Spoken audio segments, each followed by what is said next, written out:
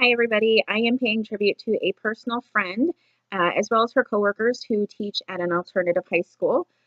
She is pictured there in the black with a student and her paraeducator. Um, I am choosing to pay tribute to her because I think her job is one that not everybody can do. I know I would struggle to do it.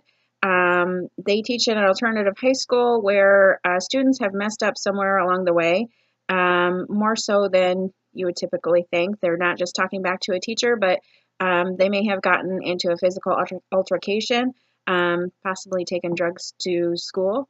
Maybe they brought a weapon to school or called in a bomb threat.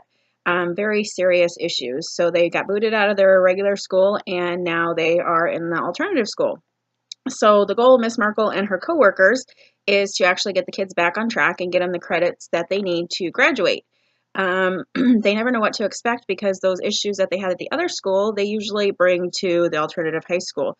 So it goes as far as Miss Merkel and the others having to be trained on how to restrain a child. And unfortunately, they all have had to restrain from one time or another. They have security on hand. It's all for their own safety.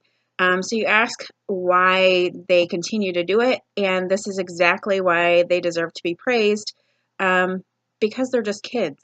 They have drugs because their parents are drug dealers. They have weapons because their parents let them into that life. Grandma's raising them because mom and dad are locked up. They just don't have any constant in their life, and so Miss Merkel and her coworkers are those constants in their life. And if they can get them to come to school, they see the desire that they have to learn and to want to change. I've heard stories of parents not showing up to conferences, or of a mom sitting there calling her daughter retarded in front of the principal while her daughter's right there bawling because her mom just called her retarded. Miss Merkel has gone to the funeral of two of her students for drug deals gone bad. She recognizes the anniversary of both of those students as not only because they were her kids, but because it's education for the rest of her students um, for the path that they shouldn't be going down, to teach them that they have options out there that don't involve a casket. Among the stories are also successes. The graduations and the 10 plus years that Miss Merkel has taught at the alternative high school. She has, with her coworkers obviously, raised the graduation rate from the single digits up to over 50%, which is phenomenal in an alternative high school. Um, I've met some of her students out in public holding down jobs. Some of them are actually attending college, which is very unusual for an alternative high school. So it's a huge success. Um, the success stories are exactly why they continue to do this.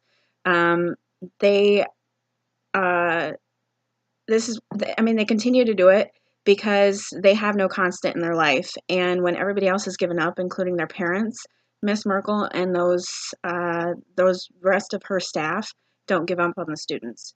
They're just kids. They are honestly just kids who were never given a chance to live any other kind of lifestyle. And so that's exactly why I am choosing to pay tribute to Miss Merkel and the other educators who teach in alternative situations. Thanks, guys. Have a good night.